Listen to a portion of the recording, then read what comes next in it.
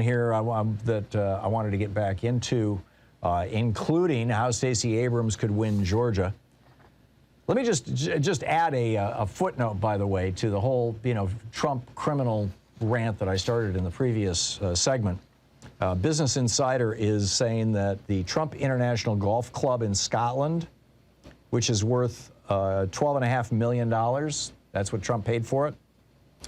They are claiming it's worth $161 million so that they can say to banks, hey, loan us money against this asset.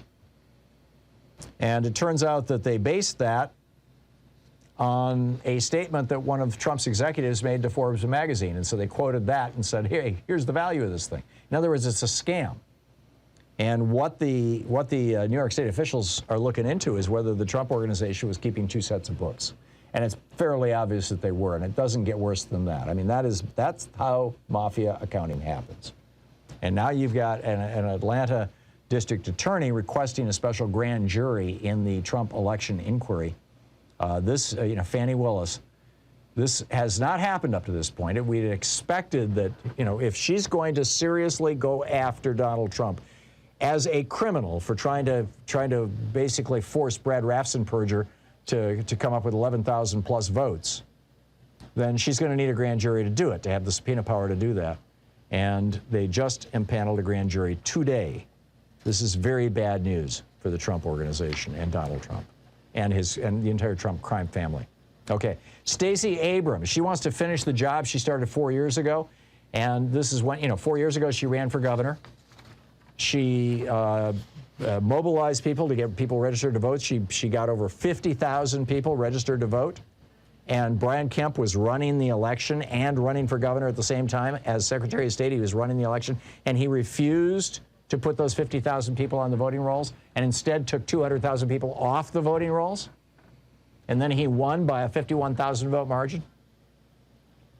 That story is well known in Georgia now. You have Georgia's getting younger, it's getting more diverse, it's getting bluer, it's getting smarter. I mean, Joe Biden won the state. You've got John Ossoff and Raphael Warnock, both won their seats in the Senate. Stacey Abrams now has relatively universal name recognition, which is a great thing, not just in Georgia, but around the country for fundraising. I have donated money to her campaign in the past, so I'm getting fundraising letters from her all the time. She's doing great. And then on top of that, when Brian Kemp came out and said, yeah, Joe Biden actually won Georgia. He's the governor now because he threw all those voters off the voting rolls when he ran against Stacey Abrams last time. Because he said, yeah, Biden won, Trump has gone out and said, hey, let's get a different governor for Georgia. He wants David Perdue in there, who is the former senator. No relation to the chicken company, although everybody thinks he is, and therefore, oh, he must be a good, rich guy. We'll vote for him, right, in the Republican world. But in any case, he's facing a primary challenge from Perdue, and this is going to bloody up, as it were. It's going to make it more difficult for either Kemp or Perdue to beat Stacey Abrams this time around, even in the face of all this voter suppression, even with places like Lincoln County shutting down 6 out of 7 voting locations. And that's just the first one that they're doing in Georgia. I mean, they're starting now. There's going to be a whole bunch more of this stuff happening over the next 6 months.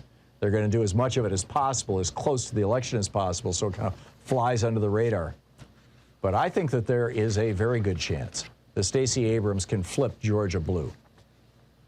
And I'm very enthusiastic about that, and I encourage you to check out her campaign sites and do what you can to support not just Stacey Abrams specifically, but Democratic candidates, people who are going to push back on Republican neo-fascism across the country. And Georgia is one of the my old hometown, right? I lived, or not hometown, but Louise and I lived in Atlanta for, I think, 11 years.